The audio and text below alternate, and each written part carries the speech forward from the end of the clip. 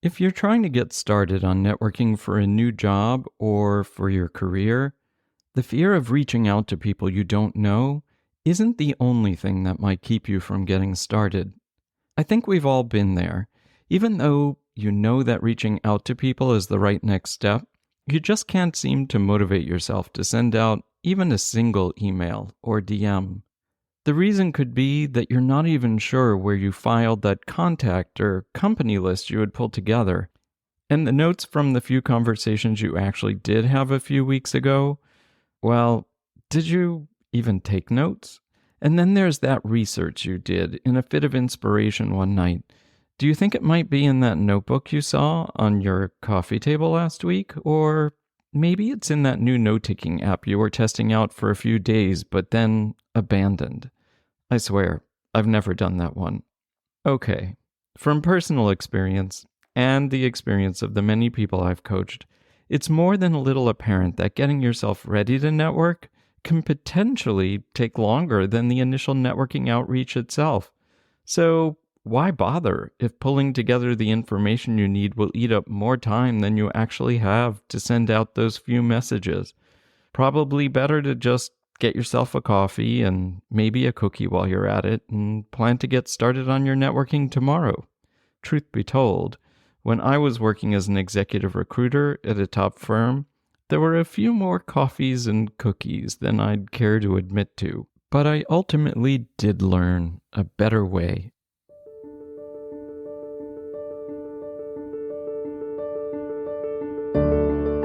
I'm Doug Lester, an executive coach and career strategist to MBAs and ambitious professionals.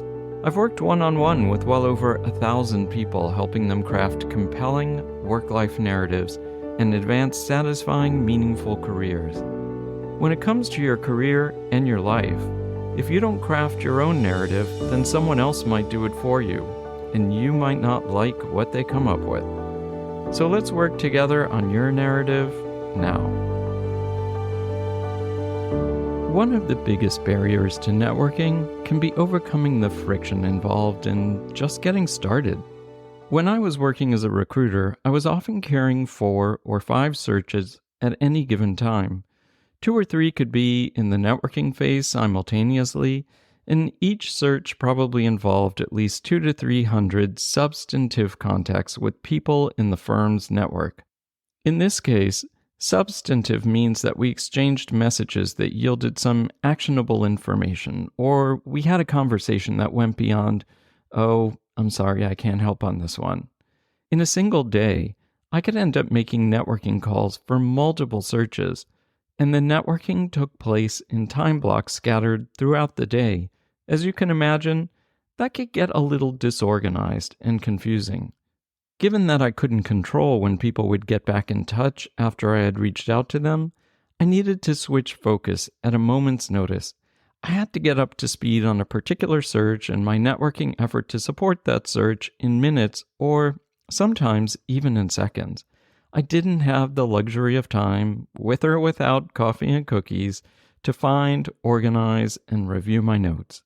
They needed to be a click or two away, and I needed the confidence of knowing that I could rely on the information to be there when I needed it.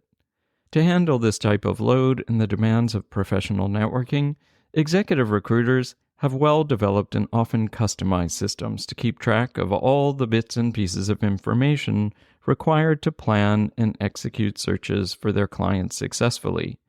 Having a reliable system that centralizes all the information related to networking for a search reduces the time and effort required to actually get the work done. If you know where to look to find the information you need and are confident that it will be there, then you can react quickly when you need to or when you feel inspired and motivated, even if it's just for 15 or 20 minutes devoted to networking. To set up your own networking support system, you don't need anything too fancy or complex.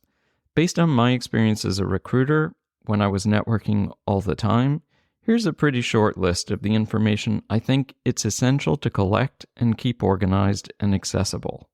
The basic information about a contact, like their name, company, title, email, phone, LinkedIn, and other social media profiles, and things like that. The dates you've been in touch with that contact, and any related notes, messages, or emails. Any follow-up tasks related to that contact. And any networking referrals suggested by that contact, and information about the suggested contacts you might need for reference when you reach out to them. It's not a really long list. The basic apps that most Mac or PC users have can often do the trick. No IT department or consultants required. For Mac users, a combination of contacts, reminders, notes, and your calendar can work. For PC users, it's more straightforward. Outlook combines the functionality of the standalone Mac apps in just one interface. No need to switch back and forth. And if you want to go for the gold, then you can sync OneNote, Microsoft's Notes app, with Outlook and get the added functionality that OneNote offers. Quite a few people, especially many of the MBAs I coach, may initially prefer to use a spreadsheet. But the ability to take good notes in spreadsheet cells is limited, and it's just awkward. And creating tasks and reminders in spreadsheets can be high maintenance. Better to use something designed for task management like Apple Reminders or Microsoft To Do. I'm also a big fan of project and task managers like Todoist or Asana. I've used both extensively for years, and while they're not designed out of the box to track something like networking or sales, I've created a basic CRM system in Asana to manage prospects and clients for my business career narratives. It wasn't too complicated to set up, and I could easily adapt the system I've created to general networking if I need to. I'll link to some resources that may give you some ideas in the show notes. As for the notes you're going to take about the conversations and exchanges with your networking contacts, you can do that in a task manager like Todoist or Asana, but you've probably noticed that note-taking apps are becoming increasingly capable. Evernote and OneNote, which are pretty accessible and available, now incorporate tasks in some form of links or backlinks that allow you to connect notes to one another, as well as incorporating native calendar integrations. Add in a few tags, and you can design your own system of interconnected notes that link the notes you take about people and companies with calendar appointments and even tasks. More serious networkers, or just people who are willing to invest in an off-the-shelf solution, might opt for a relatively simple and consumer-friendly CRM or customer relationship manager like Streak for Gmail, Pipedrive, or a personal favorite, Cove, that's spelled Covve. You'll find a few videos about using Cove on my YouTube channel. There's a link in the show notes. And all cards on the table, I'm a Cove affiliate. If you use the link in the show notes, you'll get a 15% discount, and you'll help support me and the content I produce, like this podcast. And you might also consider the new wave of productivity apps like Motion that integrate your calendar, tasks, email, and notes with a bit of AI-enabled prioritization. Whatever system or approach you create for yourself, be diligent and use it consistently. In the end, that is the most important thing.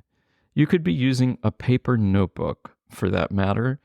Just enter the information about your networking contacts and your outreach.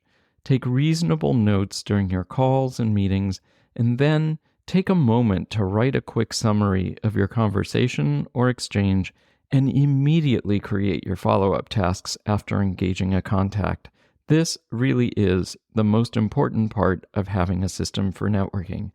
I can't stress how important it is to take an extra minute or two after engaging with a networking contact to write yourself a brief note. I don't know about you, but my handwritten notes may make a lot of sense in the moment, but they can sometimes be almost impossible to decipher a week or two or even 3 later, especially if there was a lot of good information to capture and I was writing quickly, or if I was typing my notes, which you can do too. Sometimes you're typing quickly, and the things you type, well, they seem like code. And then it can be really hard to determine what, if any, next actions might be required. So do yourself a favor and make it easy to get started on your networking at any point.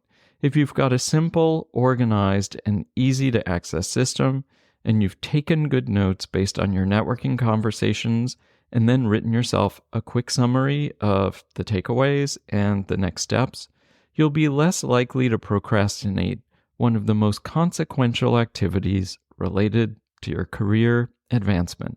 In the next podcast episode, I'm going to talk about a trick that I learned from a fellow recruiter that helped me always feel well-informed and more confident when I was engaging people during my networking activities.